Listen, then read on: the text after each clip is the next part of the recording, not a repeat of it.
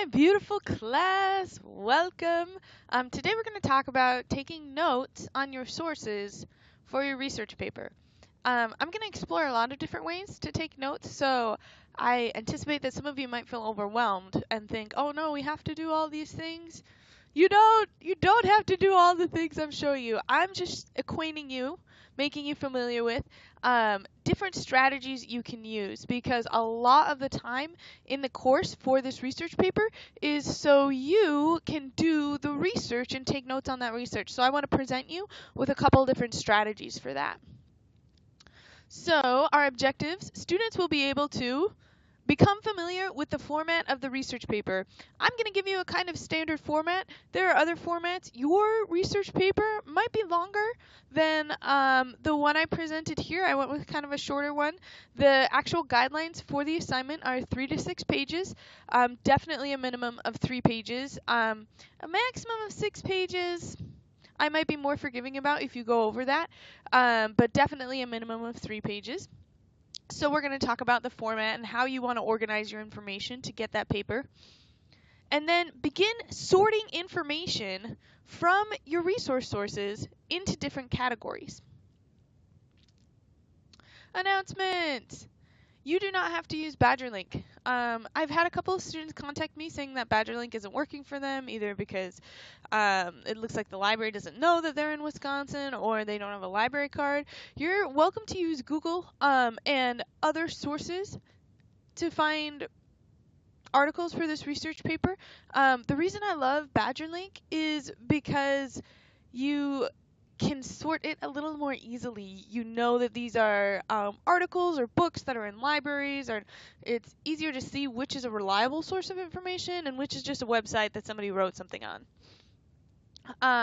When you do cite a source, and we're going to go over this more in depth, but the basics are, I would like the title and the author and the date and the publisher if it's a written source. If it's a website, I still want the title and the author, and if possible, the publisher, because sometimes certain sites are owned, like time.com, if it's like a magazine you found it on the website of the magazine. Otherwise, you can also put, I also need the link to the source and the date that you accessed it. The date is important because sometimes websites change, and there is a way to go up and look up what was on a website, but I need to know what day you accessed it. So, do you have your Dropbox assignment? Go ahead and pause the video and go grab it if you don't. So, why are we learning about the research paper format today? Now let's see. Where was I? I wonder which way I ought to go. Is a bell in the way? Why, you're a cat. A Cheshire cat, or a mimsy, or the border goes. Oh, wait. Don't go, please. Very well. Third course. Oh, no. Thank you, but I just wanted to ask you which way I ought to go. Well, that depends on where you want to get to. Oh, it really doesn't matter. As long as I can... Then it really doesn't matter which way you go.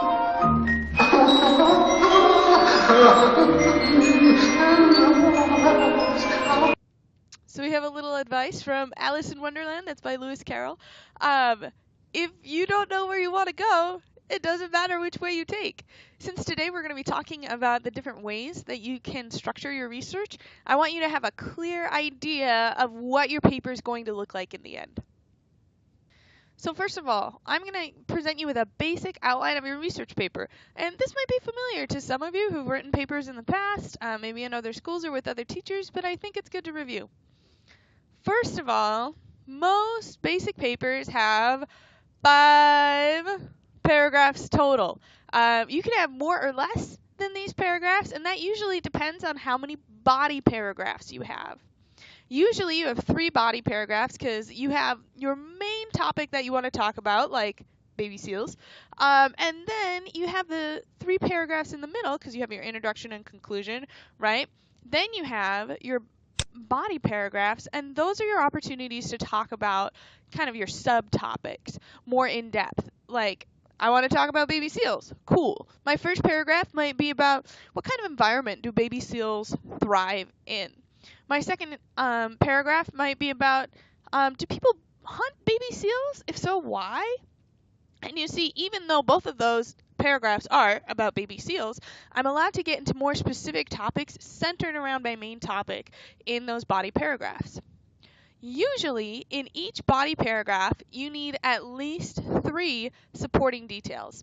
And your supporting details are the bits of information you're going to draw from your outside research. Hopefully, this allows you to see the structure of the paper, that you're going to need a way to keep track of all the notes you take when you're researching your topic. Supporting details are the things you pull from your research sources. So, how do you organize your notes for your research paper? And remember, your notes, when I say notes here, I mean information you found from outside resources. So first of all, you're going to read your possible outside sources. You have your articles, you might look up encyclopedias, Wikipedia. I think Wikipedia is a very legitimate source. I know that's kind of a controversial thing with teachers, but I'm a little bit younger than most of your teachers. I used Wikipedia in college, and my professors didn't have a problem with it. Then, on those sources, remember last time we decided to search all of the different things, and you could find all these different articles that you thought might be good. Today, you're going to go back and look at those and start reading them. You don't have to finish. We have a lot of time to research, but I do want you to get started in the process. And as you're reading them, I want you to take notes on what you find relevant. So relevant, something that pertains to, or something that is linked to your questions. And then interesting. Maybe you come across something that you didn't know before, so you didn't know that you might want to cover it in your paper. Even though you hadn't planned on talking about that detail in your paper, you should probably keep track of it, because if you found it interesting, your reader's going to find it interesting too. In the olden days, everybody took notes on note cards. And I want to present you with this, but I want to remind you that this is not the way you have to do it. I'm just showing you a lot of ways to do it. And so you'd have a note card, and you'd kind of structure it a certain way. So you can see here we've got the on the left it says the topic, and then here's the quote or the paraphrased information from the source. And this person has given each source a number, so they have like source 1, 2, 3, and 4, and then they can go back and look and say, okay, who really said this? And then also the page number they found it on for that source. The advantage with index cards, if you have a stack of index cards, and as you're going through your research sources, you write stuff down and you say, oh, this piece of information is about this topic, and here's my quote, and this is where it came from. Then, when you have a collection of those, it's really easy to sort them into paragraphs, because all you have to do is go through your index card and say, oh, this topic is going to be paragraph number 1, paragraph number 2, and then paragraph number 3. And maybe you have a last little pile of stuff that you don't quite know where it goes yet, but you want to keep it around because you think, oh, this might be useful. So that's the advantage to index cards. If you're a physical person, if you really love like cutting and pasting stuff with your hands or working with your hands, index cards might be a really great way for you to be able to see how your paper is going to shape up, because you can look at all of those sources at once, the notes that you have, and say, okay, well, this one I'm going to put here, and then the other one I think I'll put right here, and then this one, maybe I should put that one first actually, and it's really easy to rearrange them just like a puzzle. So that's one method for organizing your notes. I'm not requiring you to do this. I'm just showing you what you can do. The other thing that I thought of as I was trying to think of a good system for everyone to use, I really like using spreadsheets for organizing information. Now, if you're not familiar with a spreadsheet, there are like a million ways to use a spreadsheet, and you can just Google a YouTube on how to create a spreadsheet. I didn't want to show everyone that, but if you're interested in it, I recommend that you go look it up. I titled my spreadsheet Research Paper Sources. This is in a Google spreadsheet. And then I have the columns being the different pieces of information I want to keep track of. So my first column says title or author. My second column, quote or paraphrase. So that's the actual notes from the topic. And then I have a page number. And then I have comments. And so you can see, because I have those columns, then each different row I can put, oh, here's a quote from this source, here's a quote from this source, here's a quote from this source. And then on the bottom, you're allowed to create separate pages within your spreadsheet. So a spreadsheet is meant to imitate a book. And I have one page assigned for each of my paragraphs. So if I have a note that I'm taking and I think, oh, this would go really well in paragraph 1, I'm going to type it in my spreadsheet on the page for paragraph 1. Or paragraph 2, paragraph 3, and you can even see down here, that last tab says interesting, but no place for it yet. And like I said, you might come across some information that you want to incorporate into your paper that you didn't anticipate. A research paper is kind of like raising a puppy dog, because you think that it's going to be one way, like you know kind of how this stuff works, raising a dog, and then you get an actual puppy dog. And you find out that your puppy dog really loves to chase sticks or to do certain things and doesn't like other things very much.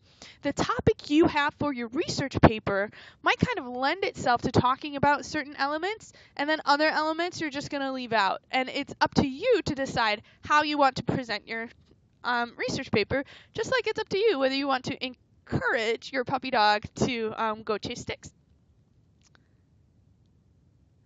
The other way, because we've talked about index cards or using a spreadsheet to keep track of sources, I've also had students who just create a Word document for each paragraph. And then they copy and paste, or they write down the quotes that they want, and each one is for the certain paragraph. So if you found something that you think would fit in paragraph 2, go ahead and copy and paste it into that document.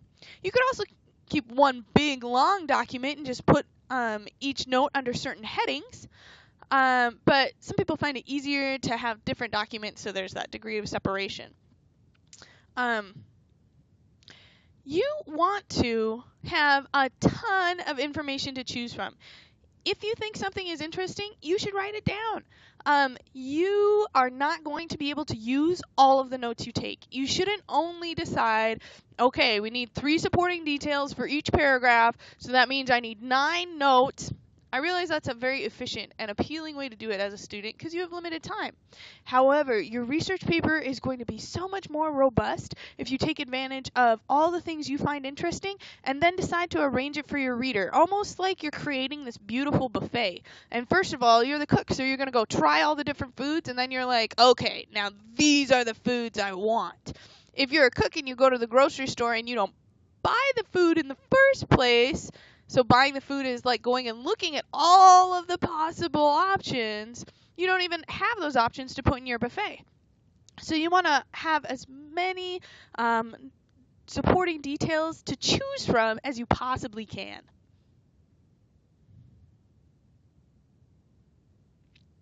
So again, I just want to remind you, you don't have to use these methods, but there's some of the ones that I've used as a student and that other people find useful.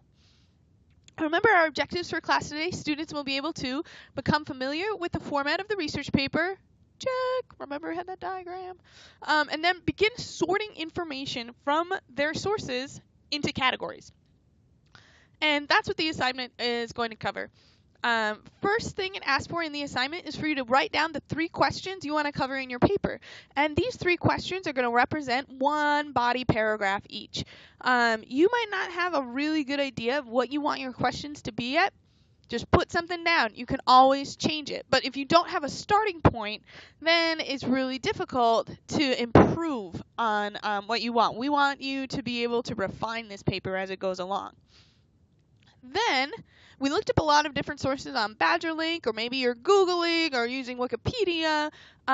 Go to one of those sources that you found and actually start reading it thoroughly and take notes from it. As you take notes, on your assignment, I want you to write down those notes and tell me which paragraph you're probably going to put it in.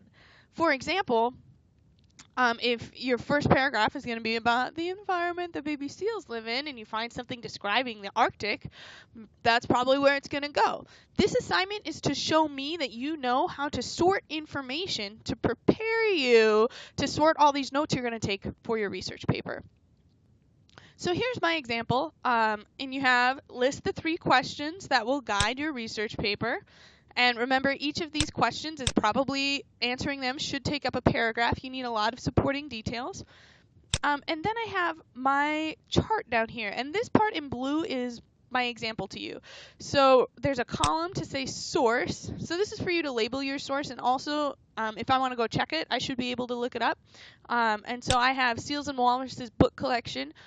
Seals and Walruses is the title, and the book collection is actually the publisher. This one didn't have an author because it was like a nonfiction series for children. Then the notes, you can see this is the quote from there. And then over here it says what question it answers. So I look at this quote and I say, oh, this shows how seals socialize and how families are set up. I didn't think about this detail before, but I think maybe I want to talk about it in my paper. So for this example, I didn't even have a question that actually related to this bit of information, but I thought, oh, this is interesting. I want to write it down. You can still do that. So in this box, you either write what question it answers or why you think it might be interesting to include it in your paper. So if one of my questions had been, how do families work for baby seals?